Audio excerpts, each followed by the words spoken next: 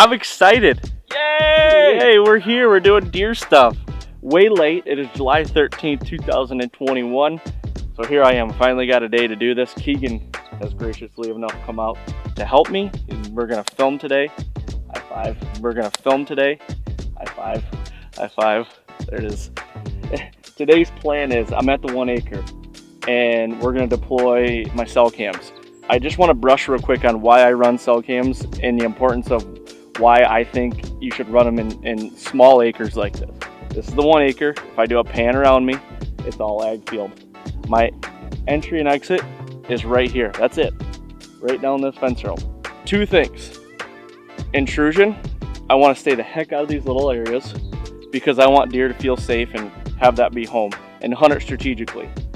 The other reason is when I'm going in to hunt, I don't want to kick deer out. So if I'm walking in here and I see that I get a picture to my phone and there's deer in there, I'm gonna back out. That's plain and simple the reason why. And well, I guess there's a third reason.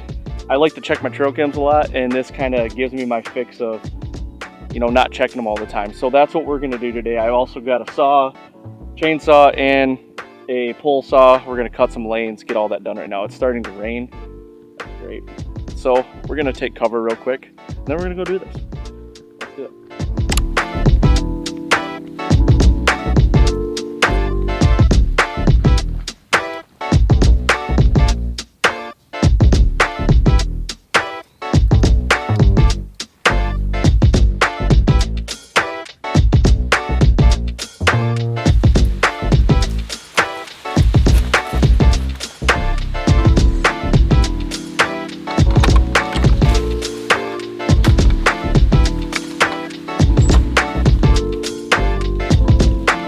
Tell you something that I think is often overlooked, and that's how important the person in the stand telling you what to cut is.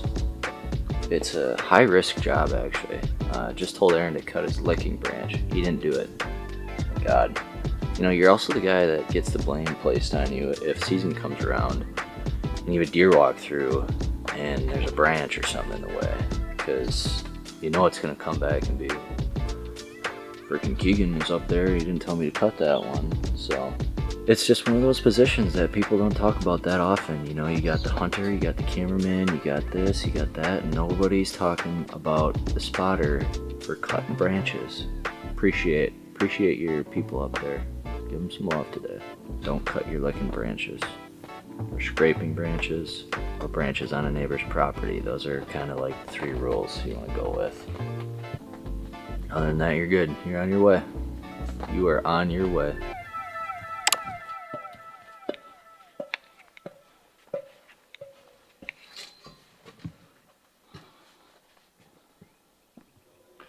All right.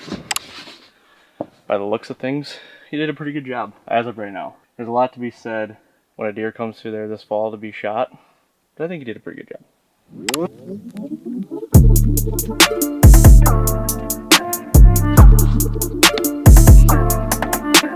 There's a couple things I like to do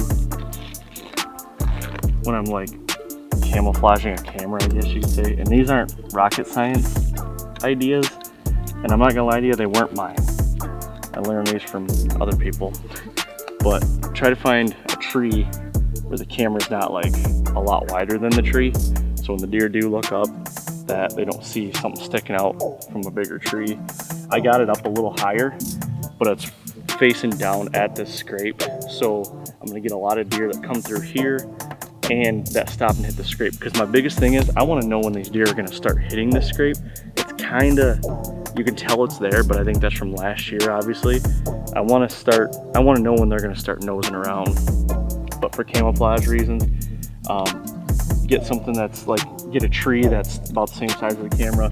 This stuff, the wind starts flapping this around, obviously try to cut this back. Like I said, this is not rocket science, but I also like to try to keep it around a little bit. These will probably be all right. I'm gonna get it armed. Make sure you put a card in it too. All right, last but certainly not least, camera, cell cam going in the 1 acre. It's the first time I've been in here since March. No, April. I was in here in April, and oh my Lanta. Look at the hinge cut. Look at the hinge cut. I've got trees, so I hinge cut these. Oh, gonna fall. I don't know, a couple years ago. These ones right here, but look at how there's trees that I can almost hinge again. This has grown up so much. I love it. It's a jungle. Got the water, little creek that runs through. Across that. Come up here. Like, I think I've said this before on videos, but see all this vegetation, this grass and everything? This used to be all trees before I hinge cut it. None of this used to be here. It used to be leaves. Expose that canopy up there. That's what happens. And deer love it. I'm gonna show you a couple beds right here. So there's a bed right here. Hard to see. Bed right there. This is my clover. This happens every year. There's a bed right here. The does come in here in the summer and they bed like crazy. And look at all this forage. Look at this.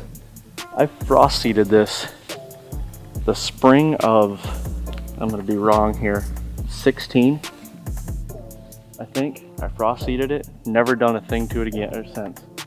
So basically where we just put that other camera is right through here. If I duck through here and go over there about another 40 yards, 50 yards, it's right there. That's where that point is. I'll throw up a graphic so you can see it, but that's where it's at. Look at all this stuff. This stuff, I know it's summer, but before I opened up the canopy, this was all trees. I hinge cut a ton of stuff. Now look at all this stuff. We'll walk through here, watch this stuff go. Like this is a hinge cut here, still growing.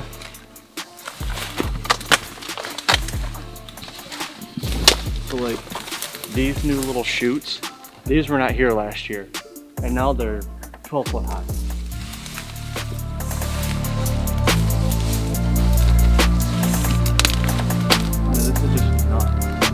Like, it's to the point now where if you were paying over there, there's a field on the other side over there and you cannot see it now. Like I said, the foliage is really high right now. In the fall, it's a different story, but every year that it gets progressively more and more, it's gonna be better in the fall. I know this goes without saying, but looking at a stand right up here on the north side of the 1 acre, and since I'm in here and I don't wanna make a lot of trips, it's just always good to check your straps. I climbed up there, checked the straps, make sure they're good. Squirrels aren't eating them and other rodents and critters, so that one's good. And the lanes are cut, they're still good from last year, so check the box on that one. Like I said, trying to limit my intrusion as much as possible. So now we're gonna load up and go to the corner stand.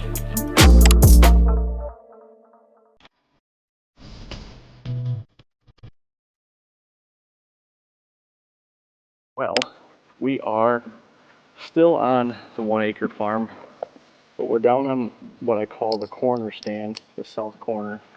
I think I'm going to adjust the stand a little bit, adjust the cameraman stand a little bit, and then this one is done. Man, this thing's nice. Do you have one of these? Yeah. This thing is so nice.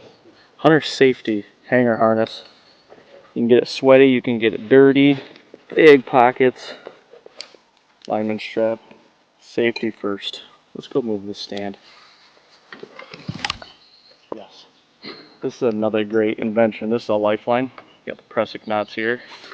All you do is you hook in the top part, just like this. Tighten this down. And then when you go up, move, and then if you fall, you're not coming down.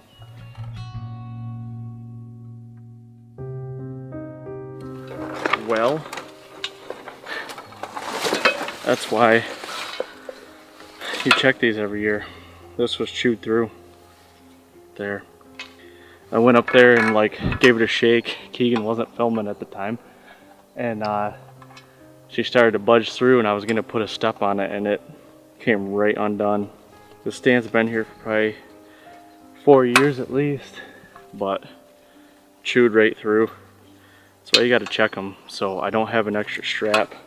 I'm just gonna load these back up, take them home, check all the bolts and everything, make sure everything's good, bring it back and reset it. But stand maintenance, I try to do it every year, but it doesn't work out that way. Thank God I wasn't on there when it gave way.